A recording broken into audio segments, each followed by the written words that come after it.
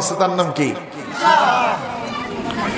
আল্লাহ রাব্বুল আলামিন কুরআনুল কারীমের মধ্যে সুন্দর করে রেকর্ড করে দিলেন, দুনিয়াবাসী আমার বান্দারা, তোমরা দুনিয়াতে আসার পরে তোমাদের মাথার মধ্যে চিন্তা ভাবনা আসতে পারে, কোন ধর্ম মানব, কোন ধর্মের উপরে চলবো, কোন ধর্মের কথা শুনবো।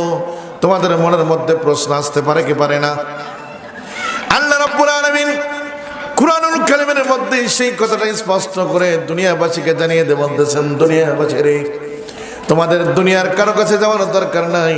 আমি রব্বুল আলামিন তোমাদের জন্য একটা ধর্ম নির্ধারণ করে দিলাম, একমাত্র শুধুমাত্র তোমাদের জন্য পছন্দের ধর্ম দিলাম। ইন্নাদ দীনা ইনদাল্লাহিল ইসলাম। আল্লাহু আকবার।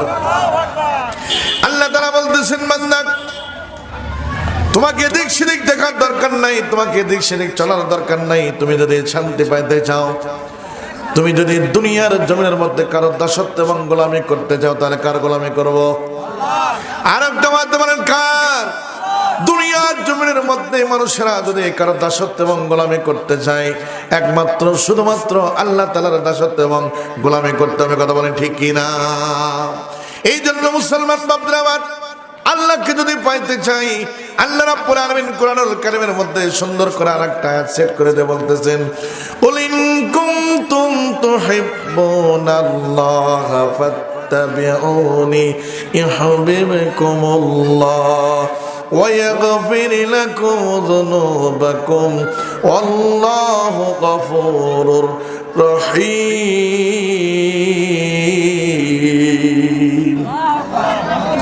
আল্লাহ রাব্বুল আলামিন বলতেছেন, দুনিয়াবাসী আমার বান্দারা, তোমরা সুন্দর করে কান পেতে শুনে রাখো।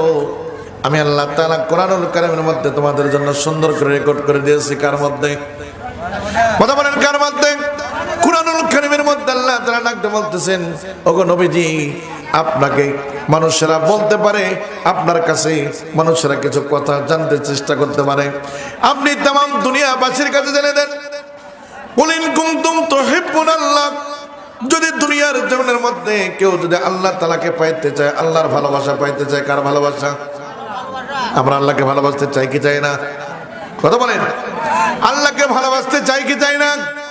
আল্লাহকে যদি ভালোবাসতে চাই, আল্লাহ তাআলা সুন্দর করে বলে দিচ্ছেন, ফাত্তাবিউনি, আপনার ইত্তেবা করতে হবে।